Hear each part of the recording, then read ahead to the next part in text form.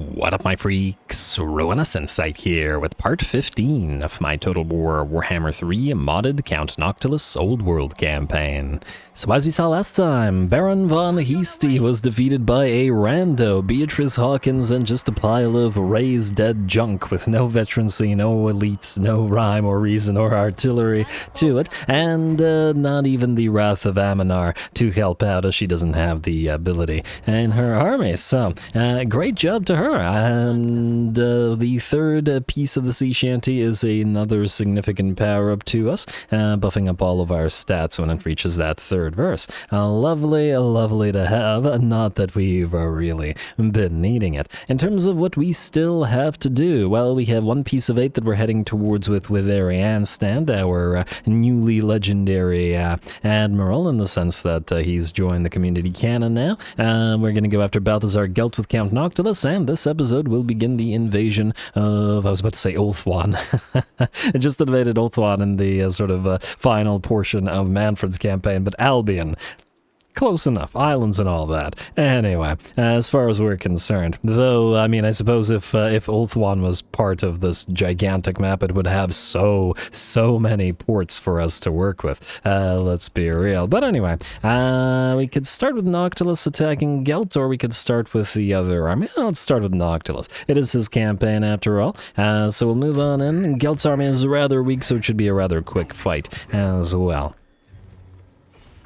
So we're obviously not gonna auto-resolve because, ooh, he has Gehenna's Golden Globe. That should be interesting. He's got that Cataclysm. Wanna see how much damage it'll do to our no magic resistance or spell resistance, rather, whatsoever on those depth guard. Does this damage allies? I think it does damage allies. So, well, I mean, it's swordsmen and stuff. He should be willing to sacrifice them. Anyway, go.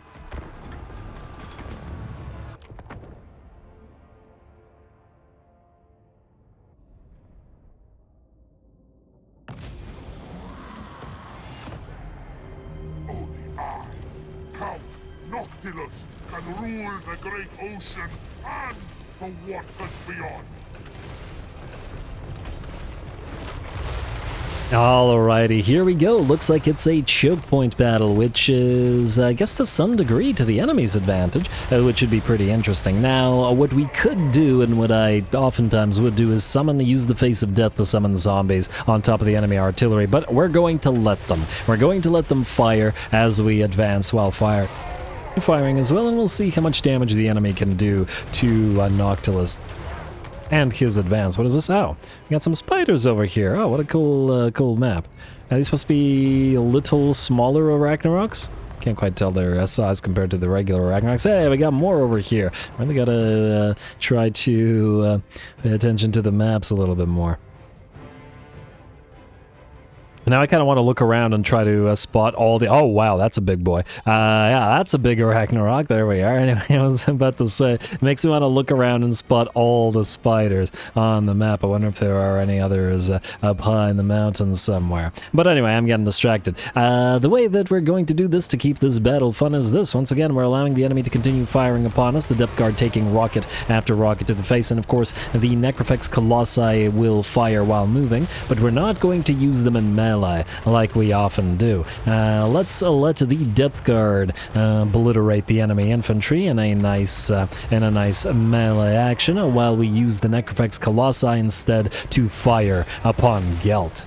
There we go. They will all fire upon him, and he'll lose about a third of his HP quickly, but that'll allow our depth guard to enjoy themselves.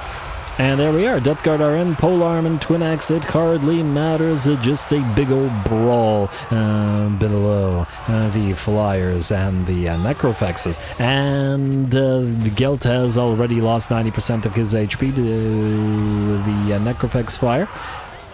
And we're going to hopefully gun him down from the sky. Besides, I remember previous battles, and Gelt never lands. He won't engage in melee, so we might as well knock him out of the sky instead of letting him drop spells on us constantly. Alright, come on, the accuracy is so terrible, but at last we do manage to bring him down and switch targets to the Gold Wizard instead. The artillery are still firing away as well, so we'll get a little bit of a shootout as our Necrofexes target the rocket batteries. And our depth guard continues slicing and dicing all those enemy infantry, missile, and melee alike. Get a little bit of that fog going, the one that turns you inside out. I mean the, whatchamacallit, fog of the damned. And there we are. Depth guard having a pretty good time by the looks of it. The enemy infantry, I mean, look at the damage. We have not used a single damaging ability here. None of our, no Tomb Swarm, no Bound, whatever it's called from, not Aminar's Wrath, but we haven't used Aminar's Wrath either, but, Wraith Storm, which Noctilus has bound to him. Haven't used any of it. Just a good old-fashioned depth guard. And by the looks of it, the battle is very nearly ours. The enemy artillery are falling in the background. The rocket battery is out, and now we just want to target the mortars with the necrofexes as well. I believe the enemy gold wizard has also been knocked out of the sky. And just a few more units to cut through, especially with the enemy melee units destroyed. The enemy crossbows are going to fall rather quickly. Transmutation of lead. Oh, maybe we haven't knocked that gold wizard out of the sky as yet. Maybe we have now, or maybe he's flying away, I don't know, but I don't see him around anymore. Maybe that was the last of his spells. Anyway, with that, it looks like Gelt's army will shatter, and the battle will be ours. Definitely something we wanted. Alright. I enjoyed that. We certainly made that battle fun, and we didn't really need the necrofexes to cut through droves of Imperial infantry, because it's something the Depth Guard, especially the Twin Axe variant, are absolutely fantastic at.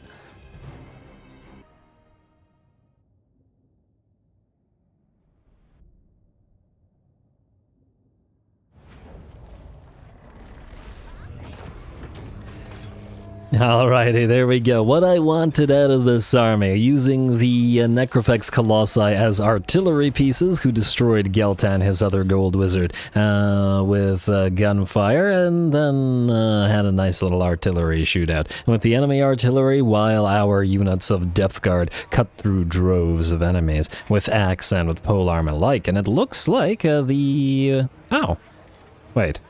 Oh, right. These two are named because I was going to replace them. I mean, I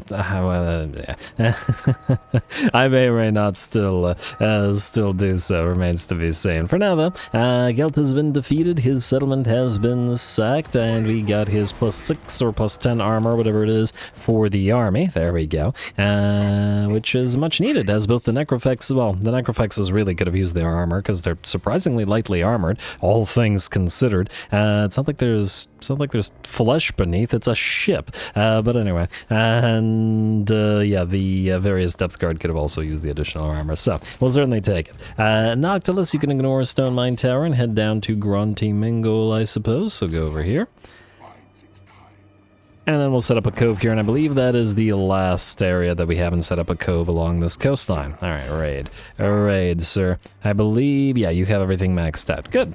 Alright, so that was Noctilus. Who else still needs to move? Is it just the one? Is it just the Cat Sharp and the Ghosties, and Trusty Monfort, of course. But Cat Sharp can't recover because she doesn't have a ship and she doesn't have the recovery-giving Vampire Fleet Captain, so we're probably better with having her attack rather than the other guys. So let's go here, and I'm gonna hope that we are close enough to be able to land and attack the place immediately. And I don't believe there's anything else that we need to do this turn, so go here, and yes, beautiful. Ooh, this is gonna be fun. That's a lot of high elves over there, a lot of range units available to them. I'm excited to see whether how well these guys do. Now, we will need to level up because, well, yeah. Let's get all hands away. Masterly Splicing does buff up the Mourngulls and the Sirens, but we need Deadly March to buff up the Ghost Helmsman, and I guess we need to actually get them held together by screws as well. But we'll start with Deadly March, and then we'll go on. Oh, I lied. If you want to fight in this battle, we'll actually start with the Hunger, and all hands away. Alrighty, now, we have 2 high-level Mourngulls and then 2 low-level Mourngulls. I do wish we had more of the damned cannibal variants, but whatever. And let's get them whatever we can, which is gonna be M&S, Materialize, Insatiable Hunger, The Killing Cold, and I'm going to say Monkey Jacket first, and then Haunter in the Dark after. Just get all of these, it's just easier. 1, 2, oh. Like that, make you a little bit tankier. Alright, these guys should already have all of that, but they have to prioritize these two, Hunters in the Dark, and Wretched. So we'll start with Ravenous, and go into... I'm gonna say, let's see, reduce enemy charge, enemy leadership, or enemy character, aura, enemy armor, enemy melee defense reduction will probably be the strongest. And then, frankly, all the debuffs to characters is probably not super relevant. It's nothing crazy. Characters who are leadership minus, I'm gonna go Frigidaire and then into both Wretched and Hunters in the Dark. And then we have free points to spread around. So Monkey Jacket, Killing Cold, Materialistic, Materialize rather, Evanesce, Insatiable Hunger, Haunter in the Dark or of the Dark, and then we should go 1 point in Tough as Nails, and then the rest of the points into Tenacity. And the same thing goes with you, so...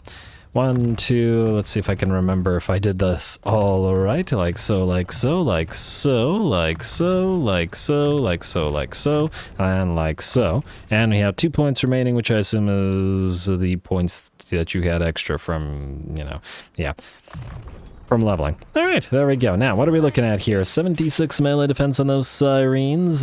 These guys really need their rank 7s. Let's see if we can't get them by hitting the first of the Albion territories. Rampager standard on the unit of Night Terrors, though. Oh! The Night Terrors don't do magical damage. That I don't like. Do we have a spare Lichbone pennant for you, Cat Sharp? Oh, wow, she's rank 13. I might summon a new murderer if I can find one with a higher level, because rank 13's a little bit weak. Yeah. And no, we don't. The only Lichbone pennant we have is on Noctilus, so, well, not a big deal. And I'm not going to bother with items for you, A, because we have barely any items, and B, because I imagine the ghosties will be doing most of the work here. That's the plan anyway. Let's see if it works out. Go.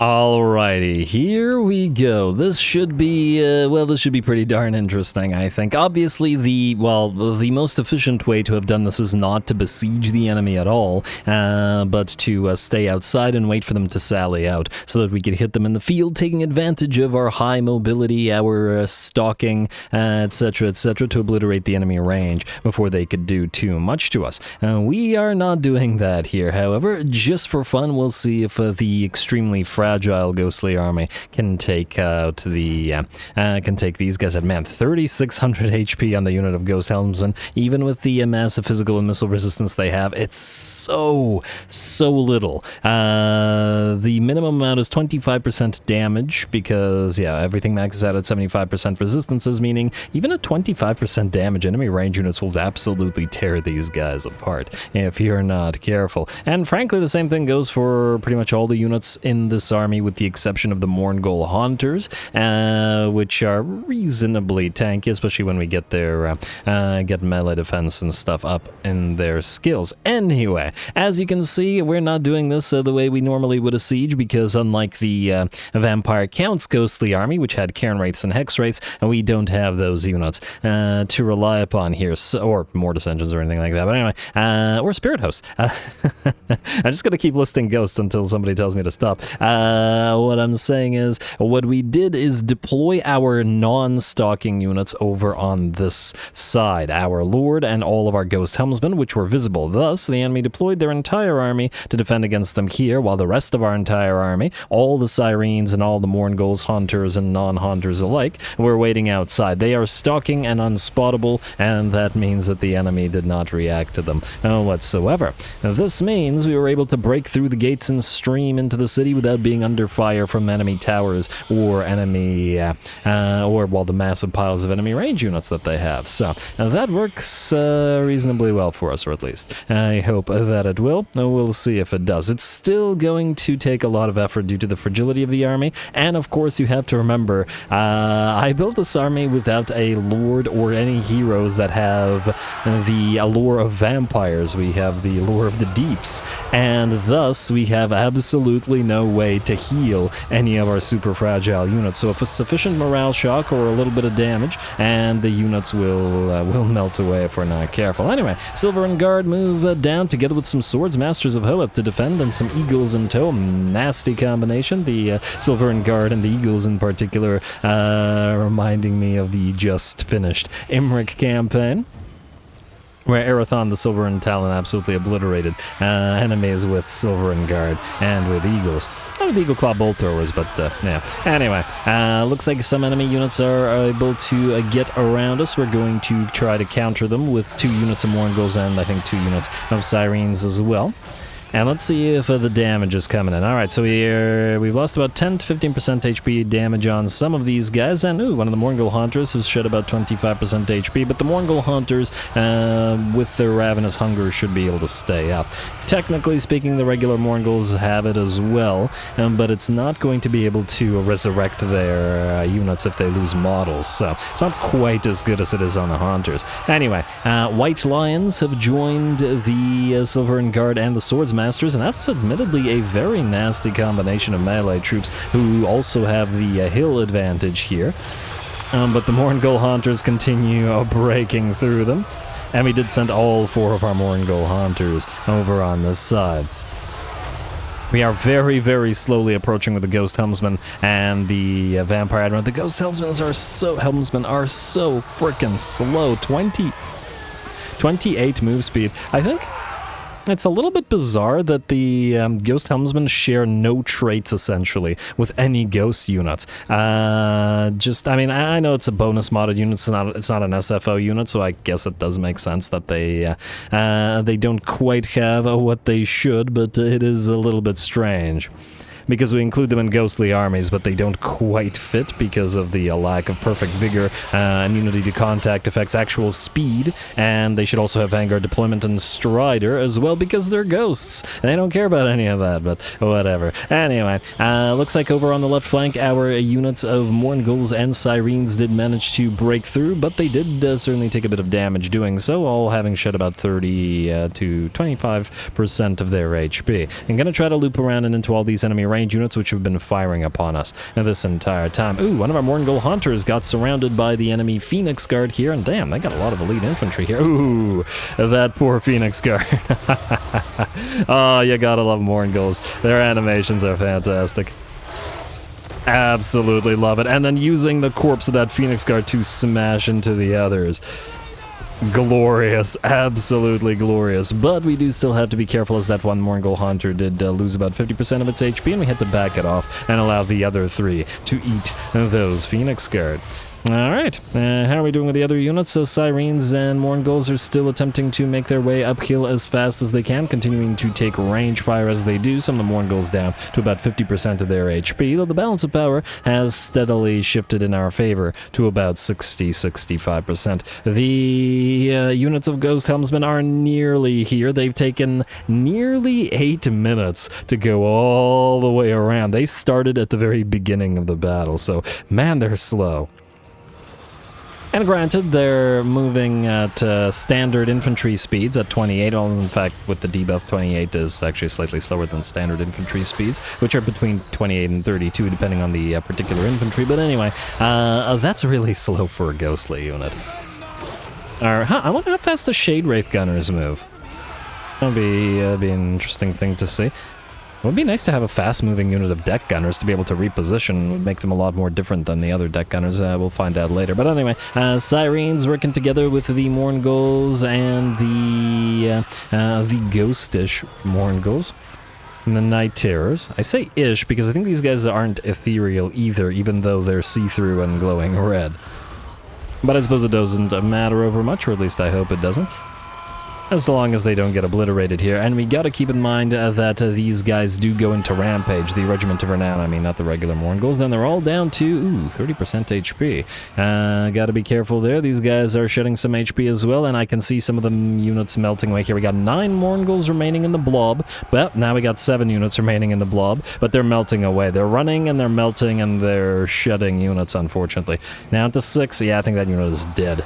I can't believe it went from 9 to 4, 3. Yeah, okay, that unit is gone.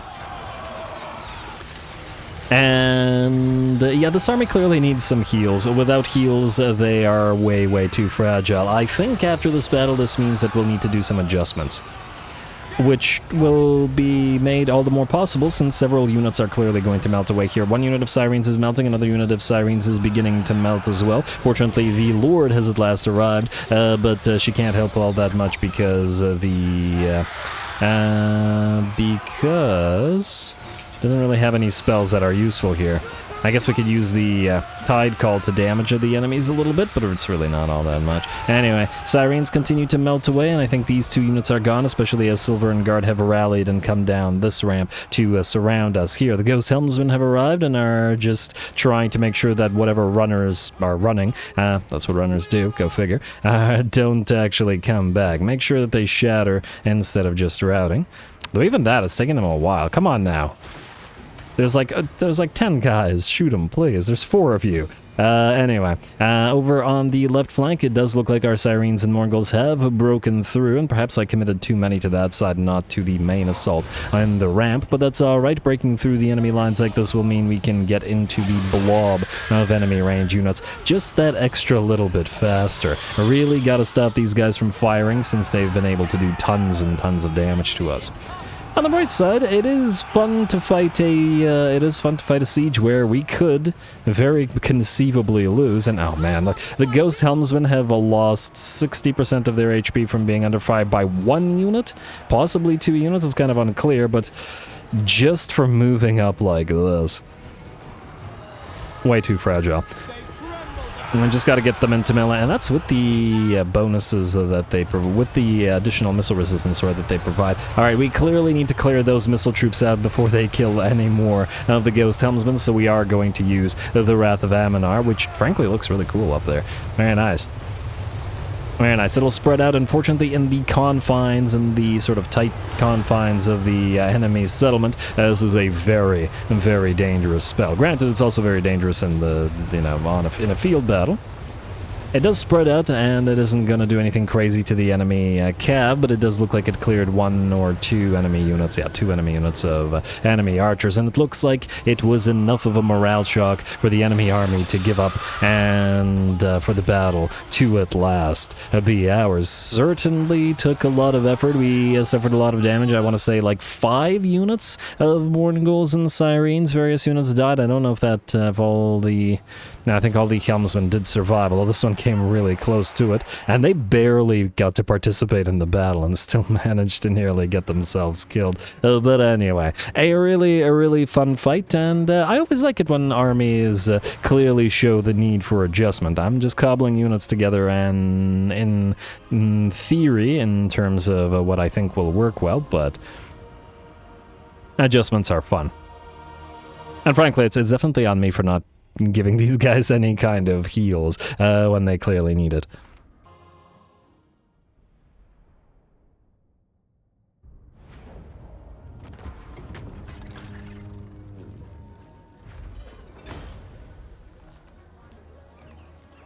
Ooh, that one definitely took a lot of effort. We were forced to sacrifice 1, 2, 3, 4, 5 units, 3 Sirens and 2 Morgulls, and of course not one of them arose, or the dead rose after that, which is a bit unfortunate, but what can you do? Now granted, this was not the type of battle that this army is meant to fight. It's never going to be good at sieges because the Sirens are fragile. We don't have damage dealers like Karen Wraiths or Hex Wraiths in here, and have to rely on the Morngulls, which have to get into each other's way a lot and are also going to be more fragile. And generally speaking, despite the massive amount of physical resistance and huge melee defense and missile resistance on all of these units, they're still very vulnerable to missile fire, clearly. 14k damage on these high elven archers with heavy arrowheads. I was hoping to avoid the need to use vampire fleet captains with a vampire lore in order to heal units, but clearly this army can't function without the additional healing of the invocations of Nehek, which means that we're going to have to do it that way instead, and maybe even get an altar of the abyss or two, which aren't ghostly units, admittedly, but I mean, technically speaking, neither are Morngulls, so yeah. Alrighty. Well, it survives, at least for now. We're going to occupy the place, and this will be... Let's see what we got here. Ha! Go figure. We can rebuild Morngulls and Syrenes immediately, which is nice. Unfortunately, they had low ranks, but it is what it is. Now, just here's a question. Is this thing actually going to help us? Well, the 20 armor is something. But similar to the ludicrous amount of physical resistance, 110%, and missile resistance, 55%, and melee defense, 82, despite the massive inflation on all those stats, we can clearly see that it's not enough due to the insanely low HP that these units have. So the armor probably won't raise their effective HP all that much higher anyway, because they're still super fragile. Well, it doesn't change the fact that we'll need to get 2 more Morngulls on the field. I wonder, what recruit rank do you raise Morngulls at? Well, first of all, you can only rank 2. Okay, meaning I think we can just rebuild them here, unless we can raise them, which we cannot. Alright, and... I don't think there's another army nearby, but you can fight in the field a lot better than you can off the field, so that's not the worst thing. Don't collect the income here as yet. Keep it positive. You have drowned and bound, and you are level 16. Okay, wait. Now, the reason we got Cat Sharp was because I was thinking maybe Fog of the Damned, but she's a low level compared to the Vampire Fleet Admirals that we can raise now. We got a Smuggler, an Instigator. We need a Murderer, but there are no Murderers. There's a...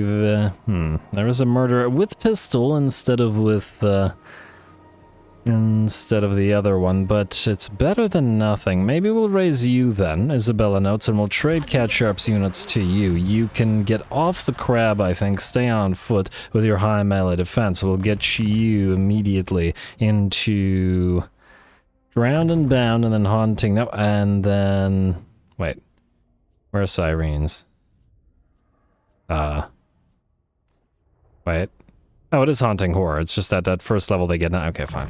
Haunting Horror, Avast-G, into Masterly Splicing, which buffs them both, unless I'm mistaken, assuming that we don't get any other thing. I mean, I suppose we could put the Shade Wraith Gunners in here for a range option, together with the Ghost Helmsman, which would change the dynamic of the army a little bit, but then we'd have to spend so long just protecting the Shade Wraith Gunners, which, I don't know. Oh, actually, that does remind me, we do want to put the Shade Wraith Gunners in an army. That hasn't changed. Anyway, yeah, you have those. Let's get you Fog of the Damned maxed out, Kiss of the Deep, and Tide Call. We're not going to get Denizens of the Deep because well, on the one hand, I don't really want this army to necessarily need to summon stuff, but maybe. Kraken's Pull, Vangeist Revenger thing, Magical Reserves, and Arcane Conduit. Are you able to build Gunnery Wights here? No, you can build Haunters. There's another Damned Cannibal. You know what? Get the Damned Cannibal up and running. We can replace either one of the... Oh, wait. Yeah, you're a Damned Cannibal and you're only rank 8, and you're a Damned Cannibal and you're only a rank 10, and then you two, the higher ranks, are both infamous monstrosities, aren't you? Alright, so get that Cannibal. What about Vampire Fleet Captain? We have an Unswerving Freebooter and a Seasoned Scalawag. I guess we gotta get both of them on the field. One to protect the Lord, and then the other just to, you know, protect itself, and both of them will be Invocation of Nehek. So, 1 and 2. Alright, so that's 2 units, meaning we'll have room for 3. We'll definitely need to build at least 1 more Sirene and 1 more Haunter. What we can do is start doing that now. 1 Sirene, 1 Haunter. And then that'll leave room for 2 more, which means, I guess, 2 hunters. Alright, fine. And then do 2 hunters, unless you can global recruit them faster, which you cannot. Build 1 siren like this, and then that gives you room for 2. It feels like not enough sirens this way, though.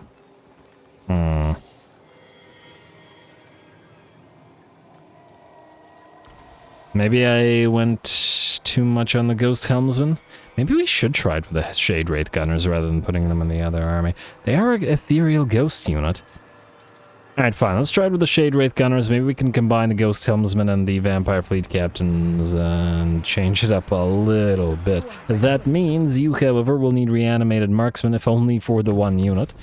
And we could reset her if we don't like it eventually. And then get ensorcelled weapons as well. Alright, oh, and we'll need held together by screws for the... Yeah, okay.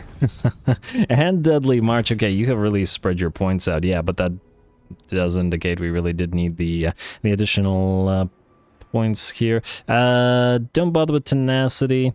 Does anything here help any of the unit types that you have? I'd wager not. So let's get you the Hunger. Let's max out Tide Call, though it is kind of dangerous to our own units. You know what, let's max out Spiteful Shot. We'll only be spamming it on 1 unit. Kind of makes sense. And then, I don't know, Monkey Jacket, I guess. Alrighty. That will hopefully be good. You two are gonna both be off the crabs. Too bad we can't get ghostly heroes. Well, okay, other than the Mongol Hunters, but yeah. Anyway, you two will be in that army, and then we'll keep an eye on the Mongol Hunters as well, see if we can't get any of the other types. We will also want to immediately start building the Rusty Pistol Trove here, because we'll need the gunners for this army. Rank 8 Vampire Fleet Captain of Vampires. Okay, I might replace you if I can get a better one. Possibly both of you, at a higher rank. This is kind of out of the way. You know what? Screw that island. Go for this one, and then go for the Isle of Wights, or possibly the Sea Corps, depending on what you can reach here. Looks like there's a lot of islands around Albion. Islands around island, go figure. And loot the carcass, and... Oh, how does the auto-resolve feel about this? Pretty okay by the looks of it. Free XP, after all. We only got 2 more turns of profit, so we really wanted to get those fights going. And then Trusty Mountford, you can't move much more, but that's alright. You can... Do we land here? Maybe. Do you need to build anything?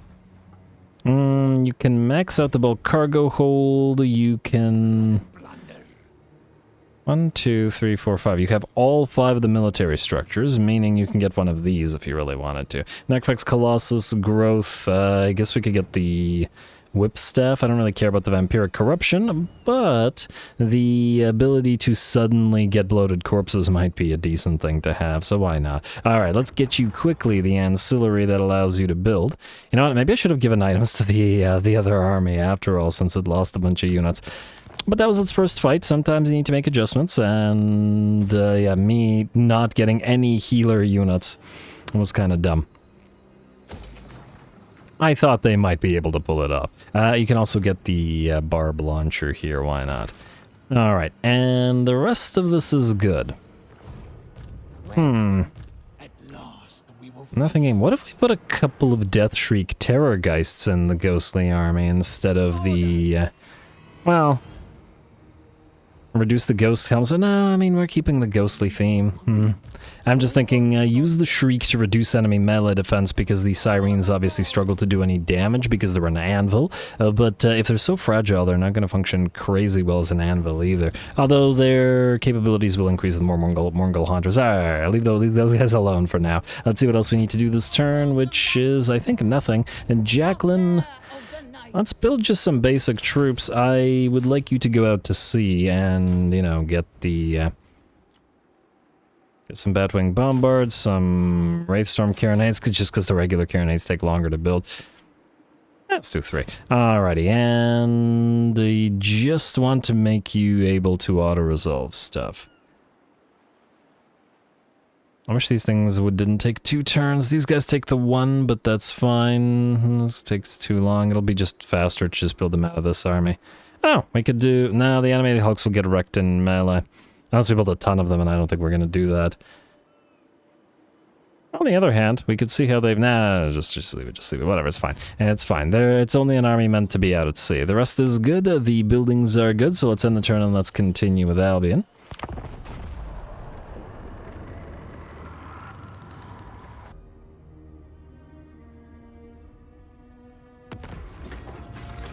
Alright, Ambusher discovered a rhino, don't care about that. First things first. Ooh, Strider, Stock, and Speed. That's nice. Skull and Crossbones. We're gonna give that to you, not Cat Sharp, but Isabella Knots. And she can use that to stay in stock and whatever with the rest of her, army.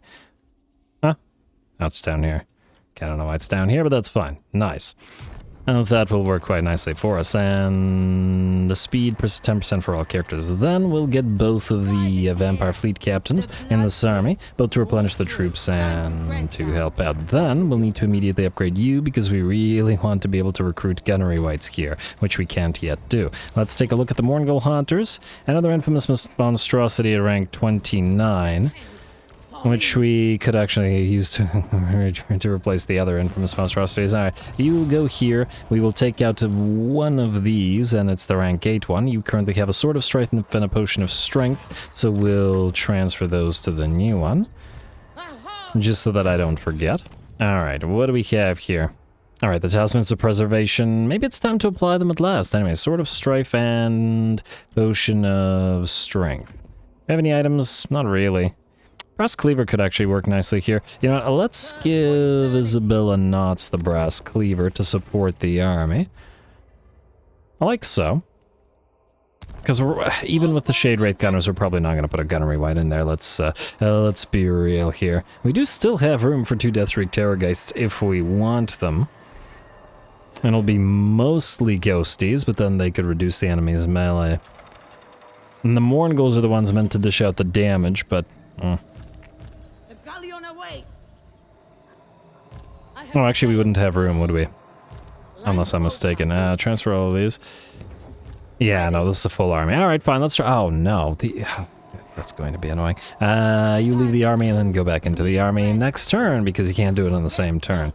Alright, fair enough. Oh, it's going to bother me that these guys... Okay, whatever. I'm just going to ignore that. I'm going to try not to let it bother me. And, ooh, Marcus Wolfheart. Well, that's probably a bad matchup for you. All that range against all your units. But if you die, you die. I'm kind of into it. No way. Well, let's see if Marcus is willing to fight you directly.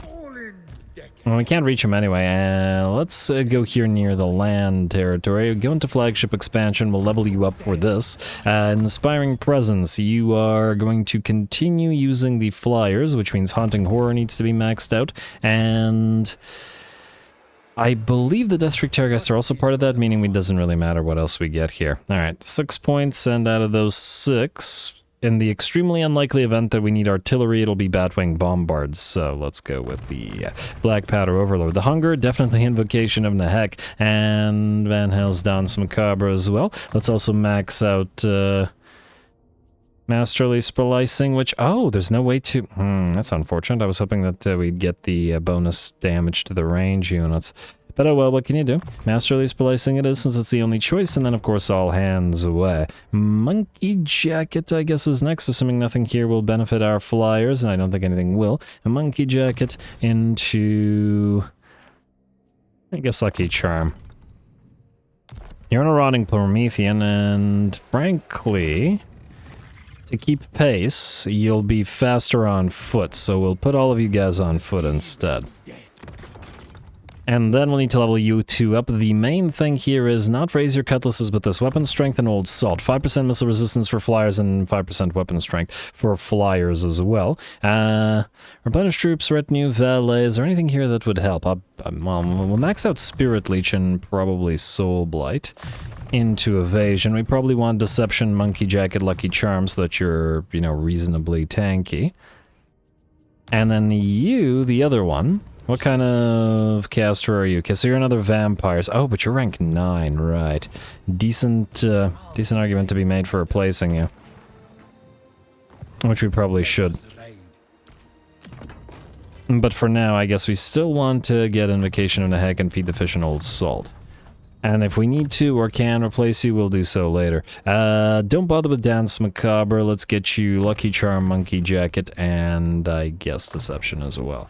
Alright, the fact that you two have stock means at least that you can keep away and be invisible, and then frankly these two will have the same, so this entire army will have stock. Do the Shade Wraith Gunners? Nope, they're the only ghostly units that don't have stock in Vanguard deployment, which they have Strider, but even with the guns, they're ghost guns, they don't weigh anything, so come on game, consistency, please. Corrupt the land. Alright, and then we have 4 remaining, but nearly all the techs are complete. Lovely. Alrighty, we should get to, well, we're kind of running out of time, but we should try to get at least one more battle going in this particular campaign if we can manage it. As to which battle, let's put you. We're gonna have to find out. Now, Rose of Vol, I was going to... Oh, it's an island. Go pick that up. And then Beatrice, you can land here for now. Somebody might arrive here at some point. Let's see if there is another battle. Durthu's floating around, probably headed towards Chiaroscuro, but that's fine. We'll leave it alone. We will... Oh, our bones can build now. I guess we could cross, I mean, we don't care about these territories anymore. We've got coves everywhere, so why not? Go into camp, and then go this way, through this territory. I assume we will still be able to heal up nicely in our allied territory, at least as nicely. Okay, of course, that disappeared. Yep, more or less. Alright, so keep going this way. And then we gotta upgrade you to tier 5 at last, which means, briefly, transfer you the Ship's Carpenter. I should probably do this between the episodes, to be perfectly frank. Alright, but this is something I wanted to do now. The Great Mills will be transferred to you. You will also break non-aggression pact with... Okay, you don't have one. Trade agreement with? No. Military access with? No. Military alliance with? No. Oh, huh. I thought you were... Apparently not. Go figure. Well, if the Slaneshi aren't going to take Wulfric's territories, frankly, we may want to have you declare war on them as well. Oh, wait. Are you friends with... I was thinking they might be friends with Malagor, but that's not the case either. Okay, so why am I even bothering with you then? Join war against the World Walkers. I keep screwing poor Wulfric over. And we're not going to take Ikit's money. Let him have his money. Keep it. Alright, good enough. And then this way he owns the entirety of the Bladed Marshes. At least that means the province is complete. And you know what? Here, Clan Scuttle. Here, have Chiaroscuro join war against Wulfric.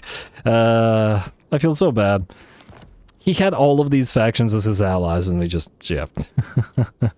Poor guy. The rest of this I think is good, and I guess we can just do a military alliance with you. It's not really needed.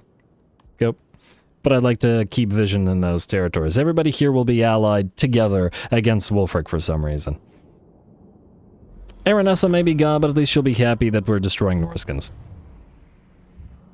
And doing her a favor in her memory. Anyway, you're good. Let's see if we can't find any of those battles, shall we? Okay, you're ignoring these guys. I believe you were going to sack Granty Mingle. This is the last turn of profit, so we should take one more advantage. And before we set sail. And obviously you can set up a pirate cove here, so I'll resolve and establish a pirate cove. Construction costs for all buildings. I believe that doesn't apply to shipbuildings. I think we checked very early in the campaign, so that's not the case anymore. Anyway, pirates rest for you, and then Noctilus go into encamp. Good. Who could potentially have a battle? Aerie, I feel like you're probably too far away from the Peace of Eight, so you're just going to continue traveling. Really? Really, game? Alright, I'm gonna max speed this. The game's being silly again. It does that on occasion. And I fear we're gonna run out of time before we get the chance to find another fight. I really wanted to... I mean, if we can end the turn, Marcus Wolfhart will probably attack our flyers. It is the start of the invasion of Albion, and I kind of wanted both of the Albion invading armies to actually play a little bit. Alright, let's see if we can't do this really quickly. I mean, the auto-resolve is being just psychotic here. Like, what is this? But it happens. Part of the Total War experience. Start deployment, as I like to say, anyway. Let's get to you, cannons, with your insane range. Look, they can reach off the map. But unfortunately, it seems like the, well... I was about to say the battlefield slopes down, but maybe they can still fire over the slope more or less well. And don't really need to do anything fancy with the setup, and just get everybody on field and getting ready to fight fast as we can. Here, here, here, here, don't really care where, and start the battle. The enemy didn't have artillery, did they? I think they did. Alright, you all go into guard mode, try to fire upon the enemy lord if you can.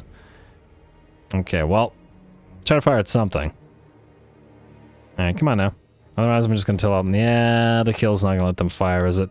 So, they're not firing at anything. Alright, fine. Gonna be a little bit obnoxious about it then. Let's do this, and then let's do this, and then let's tell all of you, group 3, and then attack. Alright, you make your way forward, and you make your way forward as well. I would like you to summon zombos right in front of the charging depth guard. You can summon more zombos here on the enemy range units, and then what is this? That doesn't really matter what it is. Alright, and then get a wind of death going through these guys. And then activate the sea shanty, and you can back off actually. Oof. Cannons. Fire at something. Whoa. Nah, still not gonna fire? Nah, come on now. Speed it back up to max. Silliness of the auto-resolve aside. Okay, you can back off. Lord, you're stuck. Let's get you summoning some garbage zombos in the way, and everybody just keep on firing away. You move forward and get the enchanted ballistics up and running. You cannons now fire on the enemy lord. Oh, look, now you perhaps can, though not for long. Auto-resolve. Why? I guess it's a little bit of free XP. Wait. 1 kill, damage dealt 30, damage dealt is gold value 4. Yeah, okay, well, maybe not so much free XP for the Altar of the Abyss, but hey, a little bit for the zombie pirate boarding crew that was replaced earlier.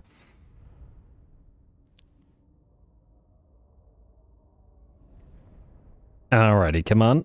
And that loading.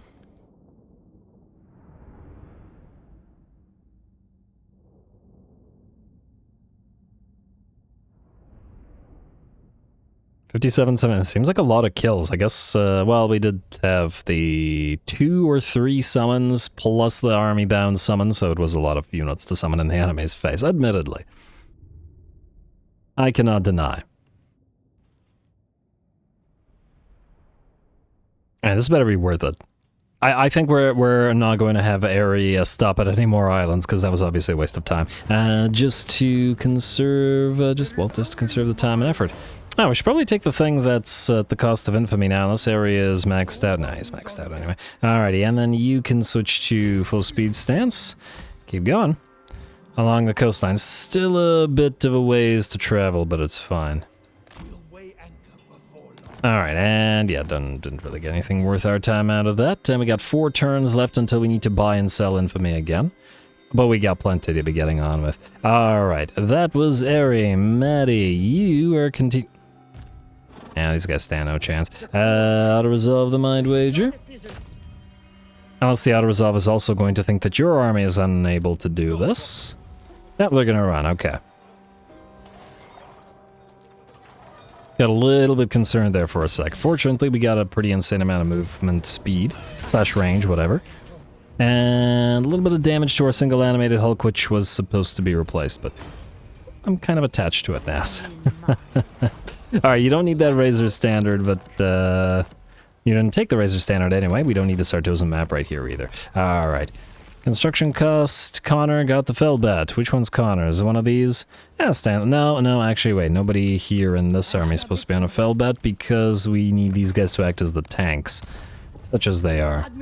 And you are not able to reach this, so go back into raiding and stay here. And keep on moving. You're not going to sack anything else on the way here because we just got the pirate coves there. Charles, you...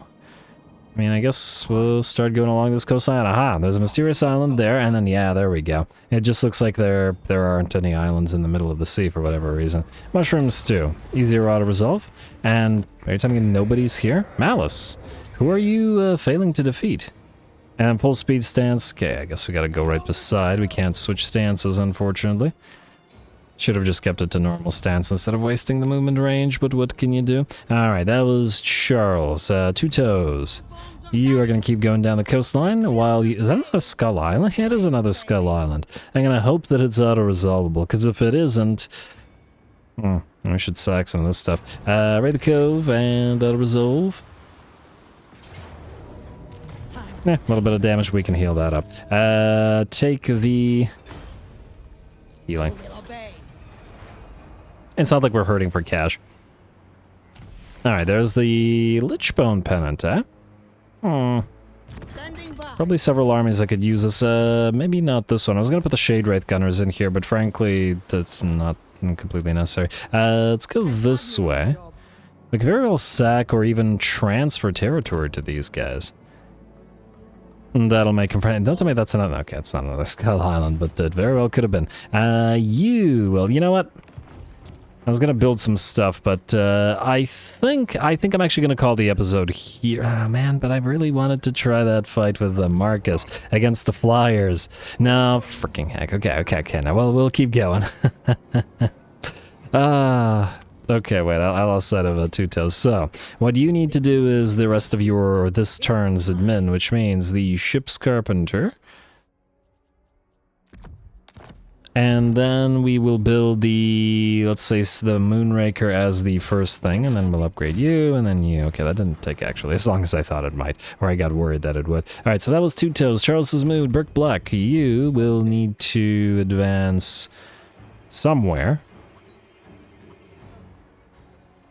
You're able to reach Abino and sack it, although, I mean, that's one more little bit of XP. I guess we could go this way and try to get into combat, but nobody hears of any kind of threat, and we've already fought the Imperials a decent amount of time, so maybe we can also ignore them.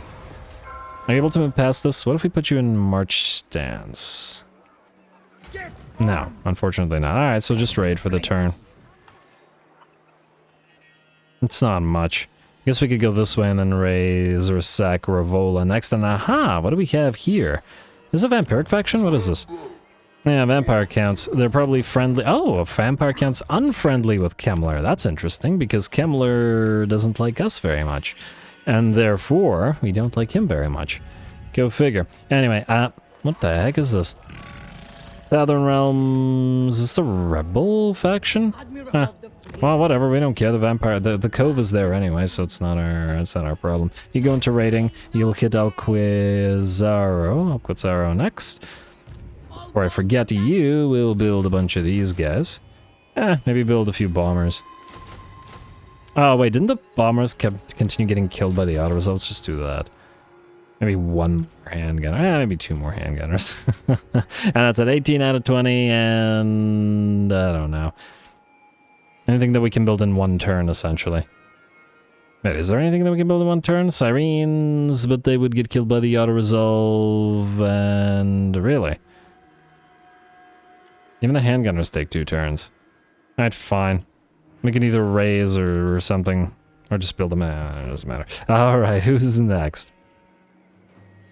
Charlie, Cat, Sam, the Clotter, you still have a long way to travel, admittedly, but assuming that we can ignore islands, which we are, you will, well, actually only 2 turns, and then you'll be at the, yeah, you can't reach him. Right? Yeah. At the oil rigs, anyway. Try not to do things and then getting distracted as I do them. We're not going to bother moving the treasure hunters because I don't care enough right now. And Pete... Wait. Is that this turn? That I summon stuff? Alright, get the infamous monstrosity on field. And just to double check the vampire fleet captains, there is another seasoned scallywag at a much higher level. And these guys are... Wait. Vampires and Death. One of them is a seasoned scallywag, and then one of them will have been a rebooter or whatever. Alright, fine. Get the seasoned scallywag on field. And it'll be 3 turns until we can get gunnery whites here, which is annoying. Okay. Okay, one other thing to move, which is... Actually, we can save time by moving these guys because... Okay, yeah, you're gonna keep moving down here. We kind of have to because they are all still kind of moving themselves, as we can see here. Oh, we have a landmark here. What is this? Ancient battle site. This is a terrible, terrible landmark. I mean, I guess it does give us some money. Also, I did check, and Vlad is extremely strong, just for those curious. I think he has, what, 28 settlements? Yeah, 28 settlements. Strength rank 11. Pretty darn solid.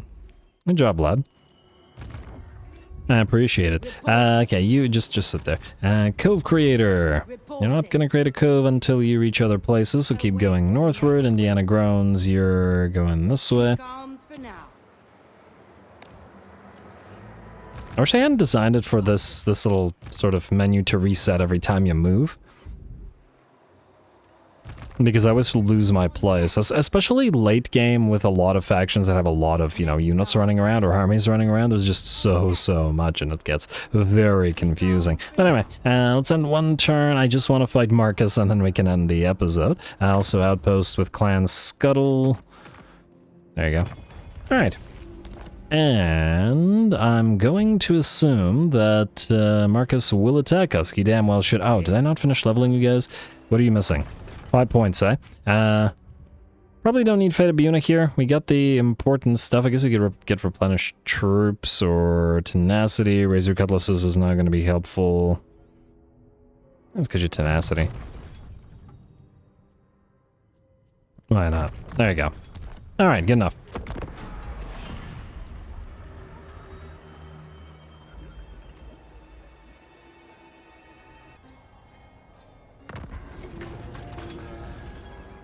Wow, I can't believe that little coward Marcus decided not to attack us directly, and don't tell me we're out of range. No, we are in range. Ooh, I got a little bit concerned there, but it looks like we're okay to actually still fight. Billy Drakenfort has a Fellbat. I don't know who Billy Drakenfort is. But you're not supposed to have a Fellbat, that's for sure. Alright, let's do that, and get the next research going, just so that I don't forget. It doesn't really matter which one, because all the good research is done. One more fight this episode. Trusty Montfort, you get another point available to you.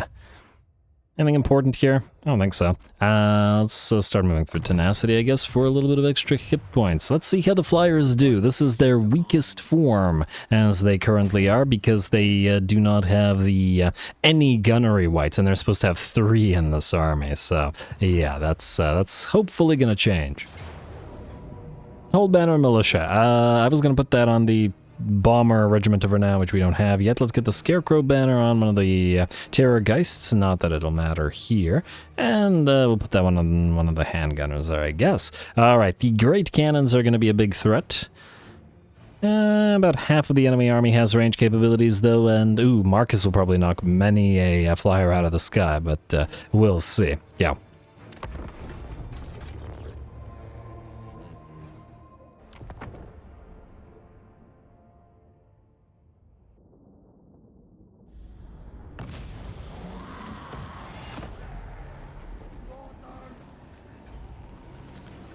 Alright, here we go. Obone, oh wait, Trusty Montfort rather, is all the way back here waiting to get into combat. Anyway, here we go. It certainly extended the episode length a little bit, but hopefully it'll be really worth it. We tried the Ghostly Army, and it's time that we try the Bat Army as well. 3 Deathshriek Terrorgeists are in the lead and getting ready to move directly towards Marcus Wolfheart. I wanted to say look here, Fellhard, but yeah. And he will hit them with some of his spells, but we'll hit him right back with a few of those Terrorgeist shrieks before coming down upon him. And that's not the only range thing we have, because this entire army is, almost entire army I should say, is very range happy. Handguns and pistols and bombs all coming down on the enemy blobs. Our units of pistol deck droppers have moved behind the enemy army and are firing into the enemy cannons and artillery crew, generally speaking, while the bombers work on the enemy blobs, and of course the handguns target the critical enemies with their pretty darn decent damage. Very rapidly, the enemy army is, well, pretty significantly damaged. Marcus Wolfheart in the midst of that Terrorgeist shriek is down to about 20% of his HP, and frankly, the entire enemy army is surrounded and getting obliterated at range, which is pretty neat. Of course, this army will get a lot more powerful once it actually has those gunnery wights on bats, of course, that we have been meaning to put in here, but clearly pretty darn effective already. Alright, more bombs coming in. I believe Marcus Wolfhart is down, or at the very least routing, and one of the Terrorgeists should chase him down if it can. I like the sort of more mossy or seaweedy something appearance that the Deathshriek Terrorgeists have, as opposed to the regular Terrorgeists. In the sense that they could have been lazy and just reused the exact same model or exact same skin texture, whatever the seaweeds, barnacles these guys got on them. Yeah, just want to take another look at them. They are pretty neat. I wonder if there's anything living in like the chest cavity here of these things. Ah, Terrorgeist. I gotta take a nice look at the models sometimes. So I guess that these Terrorgeists are supposed to have collapsed into the water, and then their bones got all gross, or the remnants of their flesh before they were raised. Yeah, we could see. Pretty sure there's barnacles all over their faces. I wish I had the regular Terrorgeists here as well, so I could compare them. Pretty neat. Anyway, with that, distracted as I am by the Deathshriek Terrorgeist, because admittedly it's taken a long time to get them on the field, with that, the battle is ours. The enemy army is absolutely decimated, and we suffered comparatively little damage here. Of course, our Lord and our vampires were not participating in the battle. We started them here in the corner, and they were just hanging around, waiting to essentially move in and heal our units as needed.